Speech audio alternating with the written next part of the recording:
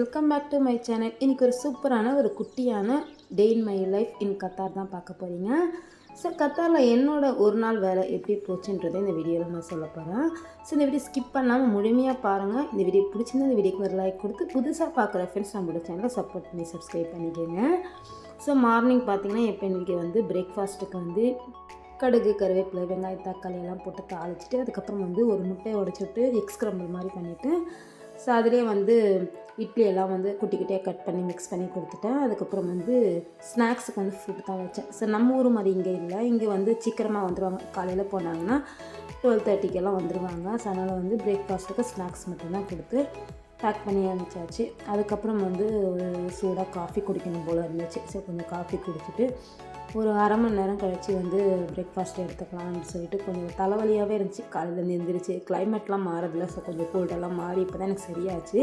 So சூடாக ஒரு காஃபியுமே குடித்தாச்சு. அதுக்கப்புறம் பிரேக்ஃபாஸ்ட்டுக்கு தோசை தான் சுட்டுருந்தேன். தோசைக்குமே குழம்பு இல்லை, நைட்டு காலியாக இருந்தனால சரி சிம்பிளாக நம்மளுக்கு மட்டும் தானே அப்படின்றனால கொஞ்சமாக வெங்காயம், தக்காளி, அதுக்கப்புறம் கொத்தமல்லி, அதுக்கு மேலே கருவேப்பிலை பொடியுமே சேர்த்து நல்லெண்ணெய் சேர்த்து சுட்டேன். ஒன்று நல்லா ஃபில்லிங்காக இருந்துச்சு, சூப்பராக இருந்துச்சு.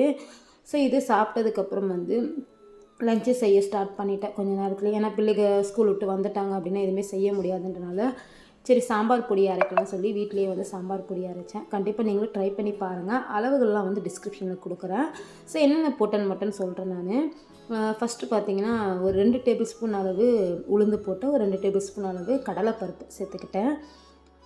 அதுக்கப்புறம் ஒரு 3 டேபிள் ஸ்பூன் அளவு தனியாத்தூள், ஒரு டேபிள் ஸ்பூன் அளவு சீரகம், ஒரு டேபிள் ஸ்பூன் அளவு மிளகு, ஒரு 1/4 டேபிள் ஸ்பூன் கம்மியாக வெந்தயம் சேர்த்துருக்கேன். அதுக்கப்புறம் ஃப்ரெஷ்ஷான தேங்காய் துருவி சேர்த்துருக்கேன். நீங்கள் டெசிகேட்டட் கோகோனட் இருந்தாலும் சேர்த்துக்கலாம், அப்படி இல்லைன்னா கொப்பரை தேங்காய் இருந்தாலும் சேர்த்துக்கலாம். காரத்துக்கு பார்த்தீங்கன்னா மிளகாய் எடுத்துக்கிட்டேன். ஒரு 7 மிளகாய் கிட்ட எடுத்துக்கிட்டேன். இப்போ இது நான் அரைச்சது பார்த்தீங்கன்னா ஒரு 100லேருந்து 150 கிராம் அளவுக்கு வந்துச்சு. ஸோ காரம் ரொம்ப அதிகமாக சேர்க்கல, கம்மியாக தான் சேர்த்துருக்கேன். நீங்கள் காரம் கொஞ்சம் அதிகமாக சாப்பிட்றீங்க அப்படின்னா இன்னும் ஒரு 3 காய்ந்த மிளகாய் கூட சேர்த்துக்கோங்க. கொஞ்சமாக கருவேப்பிலை, அதுக்கப்புறம் நம்ம சாப்பாட்டுக்கு யூஸ் பண்ணுற அரிசி ஒரு 2 டேபிள் ஸ்பூன் அளவு சேர்த்துக்கிட்டேன். இப்போ இது எல்லாமே மீடியம் டு லோ ஃப்ளேமில் வச்சு தான் வறுத்து எடுக்கணும். வறுக்கும் போதே பார்த்தீங்கன்னா அதில் நல்ல ஸ்மெல் வரும். அந்த நம்ம வறுக்கக்கூடிய அந்த பொருளோட ஸ்மெல் வரும். ஸோ அந்த ஸ்டேஜில் நீங்கள் எடுத்து தனியாக ஒரு பிளேட்டில் மாற்றிட்டு ஆறுனதுக்கப்புறம் மிக்ஸி ஜாரில் போட்டுக்கோங்க. அதில் ஒரு 1/2 டேபிள் ஸ்பூன் அளவு மஞ்சள் தூளும் ஒரு 1/2 டேபிள் ஸ்பூன் அளவு பெருங்காயத்தூளுமே சேர்த்து அரைச்சி எடுத்து ஸ்டோர் பண்ணி வச்சிங்கன்னா சூப்பராக நல்ல ஹோம்மேடு சாம்பார் பொடி சூப்பராக ரெடி ஆகிடும். கண்டிப்பாக ட்ரை பண்ணி பாருங்கள். இன்றைக்கி கொஞ்சம் டிஃப்ரெண்ட்டான ஒரு சாம்பார் தான் வச்சேன். ரொம்ப நாள் ஆசை எனக்கு எல்லா வெஜிடபிளுமே போட்டு ஒரு சாம்பார் வைக்கணுன்றனால இன்றைக்கி எல்லா காயுமே போட்டு செஞ்சேன். ஸோ இதுக்கு பார்த்தீங்கன்னா சின்ன வெங்காயம் தான் எடுத்துக்கிட்டேன். இது ஸ்பெஷலாக கொஞ்சம் டிஃப்ரெண்ட்டாக செஞ்சேன். என்னென்னு பார்த்தீங்கன்னா ஒரு தேங்காய் அரைச்சி ஊற்றினேன். ஒரு சிலர் தேங்காய் அரைச்சி ஊற்ற மாட்டீங்க. ஒரு சிலர் ஊருங்களாம் பார்த்தீங்கன்னா தேங்காய் அரைச்சி ஊற்றுவாங்க. அது மட்டும் இல்லை பார்த்தீங்கன்னா தேங்காய் எண்ணெயில் தான் எல்லாமே தாளிச்சிருந்தேன். அதுவுமே நல்லா இருந்துச்சு. ஸோ ஃபஸ்ட்டு ஒரு 3 டேபிள் ஸ்பூன் அளவு தேங்காய் எண்ணெய், அதுக்கப்புறம் ஒரு கைப்பிடி அளவு சின்ன வெங்காயம், கொஞ்சமாக பூண்டை கட் பண்ணிக்கிட்டேன், குட்டி குட்டியாக கட் பண்ணிக்கிட்டேன், முழுசாக போடலை. அதுக்கப்புறம் ஒரு 2 பச்சை மிளகாய் போட்டிருக்கேன். இதில் மிளகாய்த்தூள் நான் சேர்க்க போகிறதில்ல. அதில் 2 பச்சை மிளகாயும் அதுக்கப்புறம் சாம்பார் பொடியுமே பார்த்திங்கன்னா கொஞ்சம் மிளகாய் இருக்கிறதுனால மிளகாய்த்தூள் எதுவும் சேர்க்கலை. அதுக்கப்புறம் ஒரே ஒரு பழுத்த தக்காளி மட்டும் கட் பண்ணி சேர்த்துக்கிட்டேன். அதிகமாக எதுவுமே சேர்க்கலை. அதுக்கப்புறம் நம்ம கட் பண்ணி வச்சுருக்க எல்லா காயுமே சேர்த்துட்டேன்.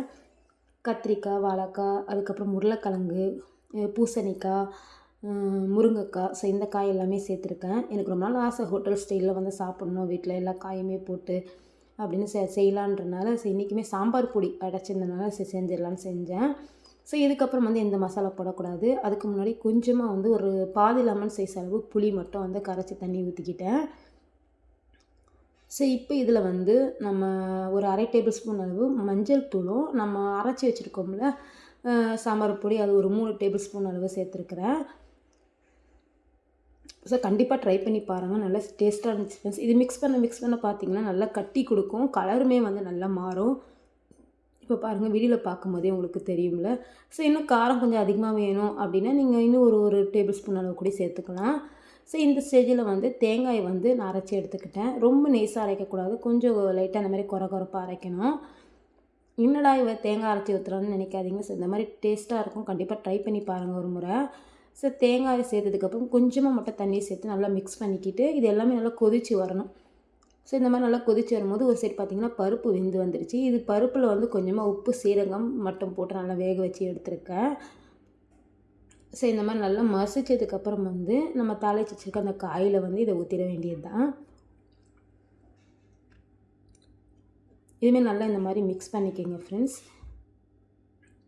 மிக்ஸ் பண்ணதுக்கப்புறம் வந்து இது நல்லா கொதித்து வந்ததுமே இதில் வந்து தாளித்து நம்ம ஊற்ற போகிறோம். ஸோ இப்போ பார்த்தீங்கன்னா புளி இதெல்லாம் ஊற்றிருக்கன்றனால தேங்காயெல்லாம் ஊற்றினால கொஞ்சம் நல்லா கொதித்து வந்துடுச்சு. இப்போ இந்த ஸ்டேஜில் தாளித்து ஊற்றிடலாம். இதுவுமே வந்து ஒரு 2 டேபிள் ஸ்பூன் அளவு தேங்காய் எண்ணெய், கடுகு, கருவேப்பிலை, காய்ந்த மிளகாய், கொஞ்சமாக பெருங்காயம் மட்டும் சேர்த்து தாளித்து ஊற்றிட வேண்டியது தான். அவ்வளோதான், சூப்பராக நம்மளுக்கு ரெடி ஆகிடுச்சு. நல்லா கமன்னு வீட்லேயே வந்து நம்ம சாம்பார் ரெடி பண்ணியாச்சு. இந்த சாம்பார் தூள் பார்த்திங்கன்னா வெறும் சாம்பாருக்கு மட்டும் யூஸ் பண்ணாமல் வீட்டில் செய்யக்கூடிய ஒரு சில பொரியல் ஐட்டத்துக்குமே நீங்கள் ட்ரை பண்ணலாம். கண்டிப்பாக ட்ரை பண்ணி பாருங்கள். இப்போ நான் இன்றைக்கி வந்து உருளைக்கிழங்கு பொரியல் தான் செஞ்சுருந்தேன். ஸோ அந்த உருளைக்கிழங்கு பொரியலுக்குமே லாஸ்ட்டாக வந்து நீங்கள் எல்லாம் செஞ்சு முடித்ததுக்கப்புறம் லாஸ்ட்டாக ஒரு டேபிள் ஸ்பூன் அளவு அந்த சாம்பார் பொடி சேர்த்து மிக்ஸ் பண்ணிட்டு இறக்கிட்டிங்கன்னா கூட நம்ம உருளைக்கிழங்கு பொரியல் நல்லாயிருக்கும். ஸோ லஞ்செல்லாம் சாப்பிட்டதுக்கப்புறம் வந்து பசங்க ஸ்கூல்லேருந்து வந்தாச்சு. என் பொண்ணுக்கு ஸ்கூல் பேக் வாங்கலாம் தான் போயிருந்தோம். சரி, லாஸ்ட் டைம் வேறு கடையில் வாங்கியிருந்தோம். இந்த கடையில் என் பையனுக்கு வாங்கியிருந்தோம், நல்லா இருந்துச்சு பேகு. ஸோ ஜிப்பெல்லாம் போடணும்ல, சரி பேக் வாங்கலாம், ஸ்கூல் பேக் வாங்கலாம், ஸ்கூல் ஓப்பன் ஆகி ரொம்ப நாள் ஆகுதே, சரி வாங்கலாம்னு சொல்லிட்டு வாங்க போயிருந்தோம். நல்லா இருந்துச்சு பேக். இப்போ நாங்கள் இது போன கடை பார்த்திங்கன்னா அல்லன் சாரி, நல்லா செம்ம பெரிய கடை, A to Z எல்லாமே இருக்கும். ஆனால் நாங்கள் போனது பேக் வாங்கினதுக்கு. ஆனால் நான் பார்த்திங்கன்னா எப்பவுமே எனக்கு வந்து ஒரு சில புது புது ஐட்டம்லாம் பார்க்கறதுக்கு ரொம்ப பிடிக்கும். ஸோ எனக்கு எப்போனா வந்து கொஞ்சம் மைண்ட் ரிலாக்ஸேஷன் பண்ணணும், ஹஸ்பண்டு வந்து ஆஃபீஸ் போயிட்டாங்க, பசங்க வந்து இப்போ ஸ்கூலுக்கு போயிட்டாங்க அப்படின்னா வீட்டில் வந்து தனியாக இருக்க ஒரு மாதிரி போர் இருக்கும். சரி, அதுக்கு என்ன கடையில் ஹைப்பர் மார்க்கெட் என்ன இருந்துச்சுன்னா போயிடுவேன். வெஜிடபிள்ஸ் அதுமாரி வாங்குறதுக்கு அப்படியே சுற்றி முற்றி பார்ப்பேன். ஒரு சில பொருட்கள்லாம் புதுசாக இருந்துச்சுன்னா அதை பார்க்கும்போதே வந்து மைண்டு கொஞ்சம் நல்லா ரிலாக்ஸேஷன் கிடைக்கும். இங்கே வெளிநாட்டங்கள்லாம் பார்த்திங்கன்னா வெளியெல்லாம் போக முடியாது, வீட்டுக்குள்ளேயே தான் இருக்கணும். ஸோ அதனால் வந்து இந்த மாதிரி கடைகளுக்கெலாம் வந்து கொஞ்சம் நான் போனால் எனக்கு மைண்ட் ரிலாக்ஸேஷன் ஆகும். அதுக்கப்புறம் வந்து ஒரு ஹேண்ட்பேக் வாங்கலான்னு வந்திருந்தோம். நான் ஊர்லேருந்து ஒரு ஹேண்ட்பேக் தான் எடுத்துகிட்டு வந்தேன். ரொம்ப பெருசாக இருந்துச்சு. சரி, வெளியே இந்த மாதிரி கடைகள்லாம் போகிறதுக்கு பார்த்திங்கன்னா குட்டியாக இல்லை எனக்கு குட்டியாக அந்த மாதிரி ஹேண்ட்பேக் இருக்கிறது ரொம்ப பிடிக்கும். ஸோ அது ரொம்ப நாளாக வாங்கணும்னு நினச்சின்னா அதுக்கப்புறம் வந்து சரி கடைக்கு போய் இது வாங்கும்போதே அதுவும் ஒன்று வாங்கிட்டேன். நல்லா இருந்துச்சு. அதுக்கப்புறம் பார்த்திங்கன்னா இந்த திங்ஸ்லாம் கிச்சன் ஐட்டம்ஸ்லாம் இருக்கும்ல, ஸோ அந்த செக்ஷன் போயாச்சு. சூப்பராக இருந்துச்சு எல்லாமே. அதுவுமே ஒரு கிளிப்பெல்லாம் எடுத்தேன். சரி உங்களுக்கு வீடியோ அப்லோட் பண்ணேன். இதெல்லாம் பார்த்திங்கன்னா இது இங்கே மோஸ்ட்லி அரபிஸ் யூஸ் பண்ணுறேன். இப்போ நான் இது வீடியோ ஷூட் பண்ண இடம் பார்த்திங்கன்னா அரபிஸ் யூஸ் பண்ணுற திங்ஸ். இதெல்லாம் சூப்பராக இருந்துச்சு பார்க்கறதுக்கு. இதெல்லாம் பாருங்கள், செம்மையாக இருந்துச்சு. ஸோ அது எல்லாமே அப்படியே எடுத்த ஒரு கிளிப்பு பார்த்திங்கன்னா எல்லாமே கிளாஸில் பயங்கர ரேட்டு, ஆனால் நல்லா இருந்துச்சு திங்ஸ் எல்லாம். ஸோ இதெல்லாம் வந்து வாங்கிட்டு ஊருக்கெலாம் கொண்டு போக முடியாது, உடஞ்சிரும். எல்லாம் பார்த்திங்கன்னா மோஸ்ட்லி முக்கால்வாசி இங்கே கண்ணாடியில் தான் இருக்கும். ஸோ அது பார்க்கறதுக்குமே நல்லாயிருக்கும். ஸோ இதெல்லாம் பார்த்திங்கன்னா சூப்பராக இருக்கும், பீங்கானில் நல்லா இருக்குது பாருங்கள். இதெல்லாம் வந்து மோஸ்ட்லி அரபி வீட்டில் தான் யூஸ் பண்ணுவாங்க. இதெல்லாம் ஒன்று பார்க்கறதுக்குமே அவ்வளோ இருந்துச்சு. இந்த கப்பன் சாசரு, இந்த டீ ஜார், இது எல்லாமே பார்த்திங்கன்னா அதுவே வந்து எக்கச்சக்க வெரைட்டியில் இருந்துச்சு. பாருங்கள், இதெல்லாம் பாருங்க. கப்பன் சாசர்லாம் பார்த்திங்கன்னா சூப்பராக இருந்துச்சு பார்க்கறதுக்கே. ஒவ்வொன்றும் ஒவ்வொரு டிசைனில் இருந்துச்சு. வந்ததுமே பேகு வாங்கியாச்சு. ஆனால் சுற்றி கித்தி இதெல்லாம் பார்க்கறதுக்கே பார்த்திங்கன்னா ஒரு 1 ஹவருக்கு மேலே ஆகிடுச்சு. ஸோ எல்லாமே பார்த்துட்டு லன்ச் வந்து வீட்லேயே சாப்பிட்டுட்டு வந்தோம். அதுக்கப்புறம் வந்து ஈவினிங் மேலே வந்து ஒரு 1 ஹவர் பார்க்கில் போய்ட்டு பசங்க விளையாட விடலான்னு சொல்லிட்டு பசங்களெல்லாம் விளையாட விட்டுட்டு அப்படியே வெளியே சாப்பிட கிளம்பிட்டோம். இங்கெல்லாம் ஸ்கூல் வந்து காலையிலேயே போயிட்டு வரனால ஈவினிங் மேலே பார்த்திங்கன்னா ஹஸ்பண்ட் வரத்துக்குமே லேட்டாக மோஸ்ட்லி எங்கேயுமே போக மாட்டோம். என்றைக்குனா ஒரு நாள் மட்டும்தான் வெளியே போவோம். ஸோ அந்த சான்ஸ் கிடைக்கிற டைமில் விட மாட்டோம்.